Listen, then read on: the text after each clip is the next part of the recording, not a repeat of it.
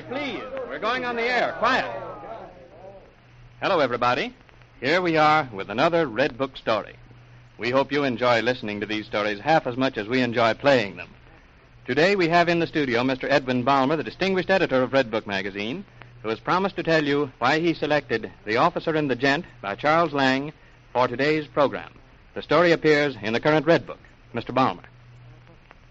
Thank you, Clem. Charles Lang is a discovery, and we had the pleasure of bringing him to the magazine.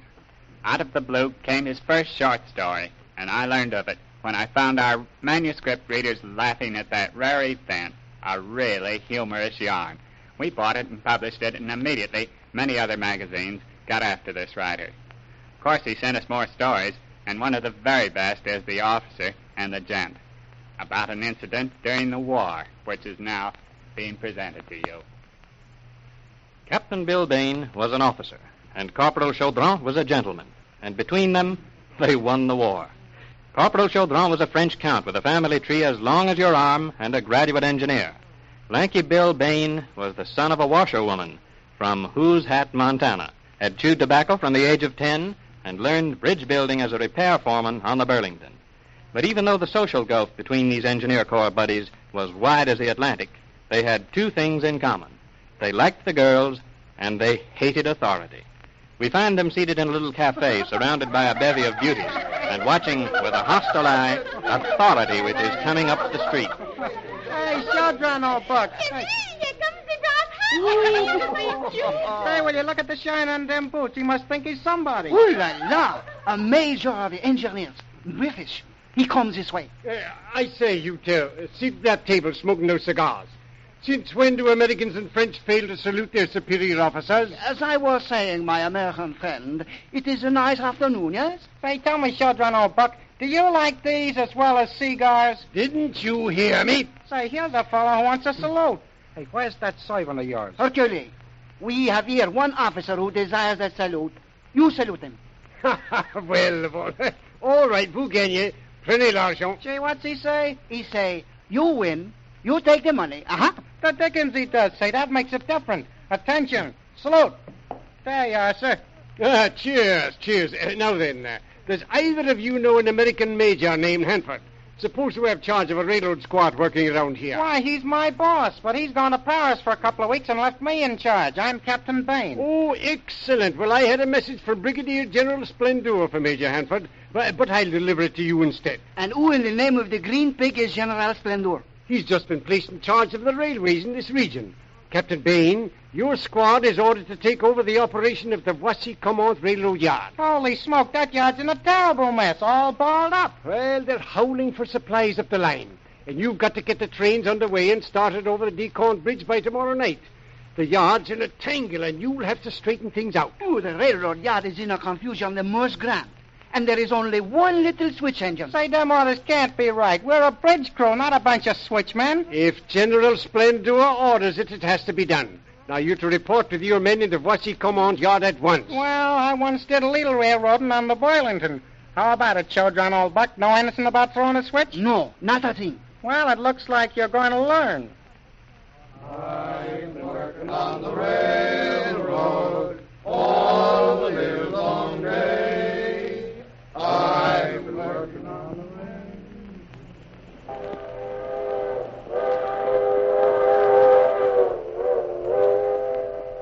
Captain Bill and Corporal Chaudron found the railroad yard in more than a mess. It was a riot, congestion on every track, and only one tiny locomotive to do the work.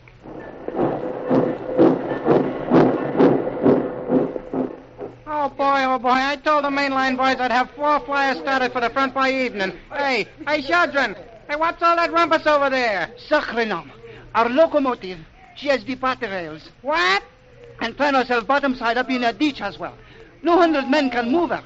A catastrophe of grand importance. Oh, say, Buck, this is awful. We gotta get that tea kettle back on the job and do it quick. Hey, isn't that a steam crane beyond that bridge over there, near them iron sheds? Oui, but that is the steel mill which belonged to Monsieur Brunard, the mayor of Voici-Comment.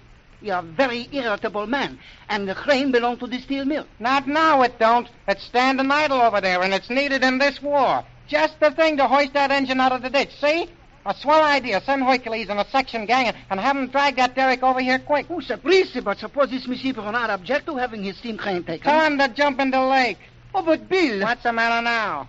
There is no lake in Voici-Comme-Moi. Then after you get that switch engine back on the track, you can dig him one. Here.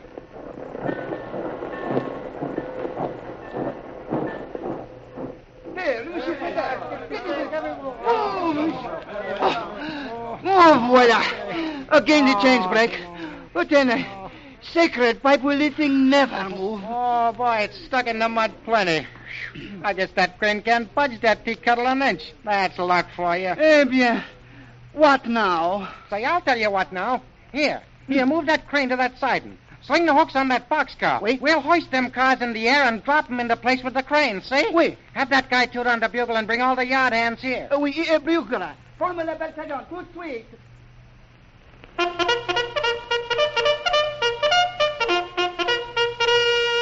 There, that brings them on the run, all right. Attendez, it also brings someone else. Look, there. Say, what's that guy in a plug hat, whiskers, and a tailcoat doing in this railroad yard? Be soft. Uncle of Satan. It is Monsieur Bernard, the mayor who owns the steel mill. Que faites-vous là? Sapolade, voleurs, apache, thieves. Yes, that is my engine. I shall report you to the authorities tout de suite. Hey, he'll bust a blood vessel if he keeps that up. What's the mayor saying? He say, we are thieves and scoundrels. He say, we stole the crane, which is his.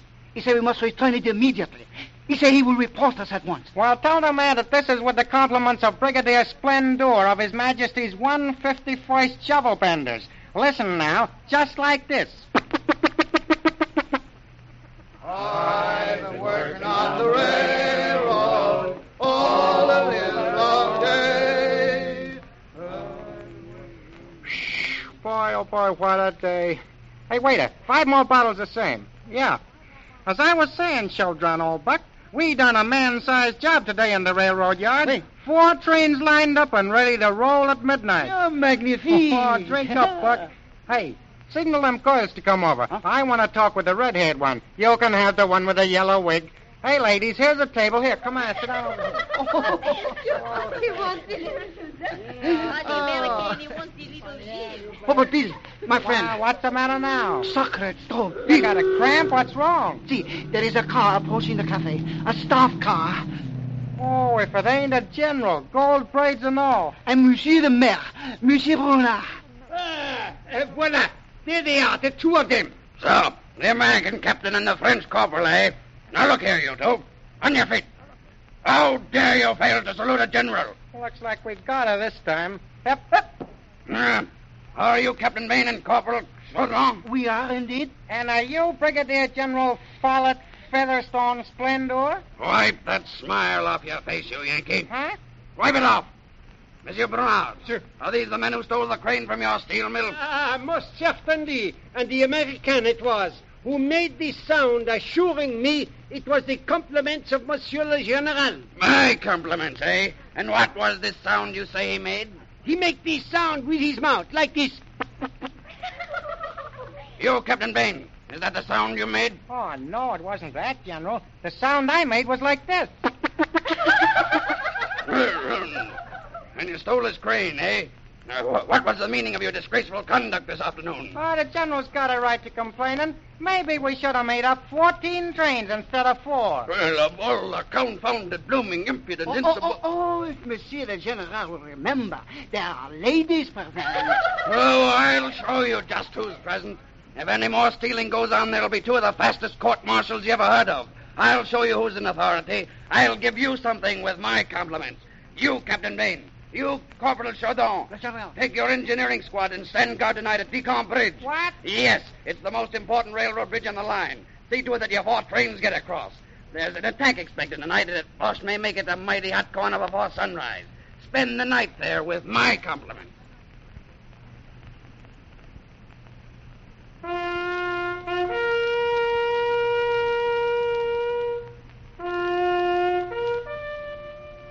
It is night. The German gunners don't want those 4 trains to roll out of Voici-Comme-Moi, and Yucatan Bridge is the key. A blizzard of shells is falling on the span while Captain Bill Bain and Corporal Chaudron dodge fragments in the smoke.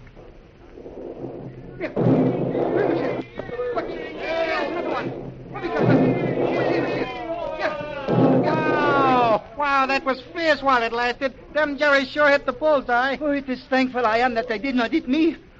Oh, where is the bridge, mon ami? Yeah, where is it? Gee, here comes the general's car. Here there.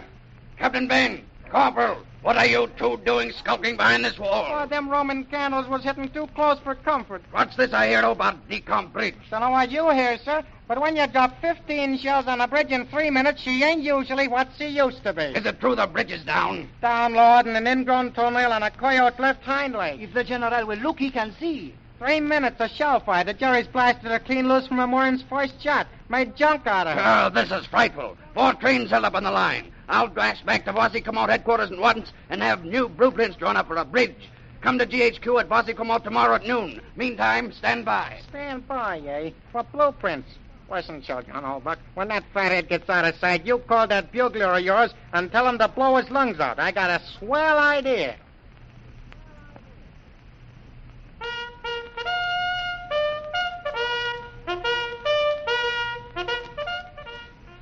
I've been working on the railroad all the live long day. Say, pass another bottle, show Don, old buck. We got an hour yet. I've been working on the railroad just to pass the time away. And we sure did pass the time away, didn't we, Buck? Magnifique. Oh, it's a swell morning, and I ain't tired neither. Hey, call that girl with the blonde wig over there. I want to talk to her. You take the one with the red hair. Tell him to come over here to this cafe. Huh? We are here. Chérie. Sit down, lady, sit down. Nice day and all. Here you are, it's a drink. Mon Dieu. You got the cramps again, Buck? What in Samuel's wrong now? Regardez. Here it comes. The general. Well, upright and oily. Splendor. He sees us. Great Scott! You two insubordinate ruffians. Our railroad bloomin' well cut in two. The whole front crying for supplies and ammunitions which we can't get to them. And you two dawdling here in a cafe. Why, I'll have you court-martialed for this. What did the general expect us to do? Do? Great Caesar! Don't you realize that bridge was the most important bridge in France? We're losing the war right now because the bridge isn't up. I sent a special dispatch bearer with blueprints from headquarters half an hour ago, and I find you sitting... General, I don't know about them nice little pictures the boys in your office drawed up. All I know is the bridge has been up, the rails laid, and trains running over it for 3 hours now. What? You say the Decomp Bridge is up, trains running? For the last 3 hours, General. Well, where do you... How? Well, Monsieur le General, Captain Bain and I put that bridge up during the early hours of the morning. But where did you get the material? The steel mill of Monsieur Bronard. Does Monsieur Bernard know you took it? Oh, he will when he finds out where it went. Undoubtedly complain long and loud. Yeah. And when he does, you may tell him that Brigadier Splendor personally supervised the robbery. Now, I wonder if you gentlemen would join me in a drink. If the general will join us in a song. We've been working on the railroad.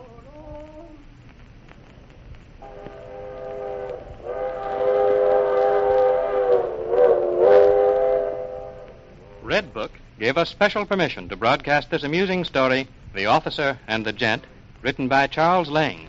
Next week at this same time, we take pleasure in announcing that we will present another story in dramatic form from Redbook.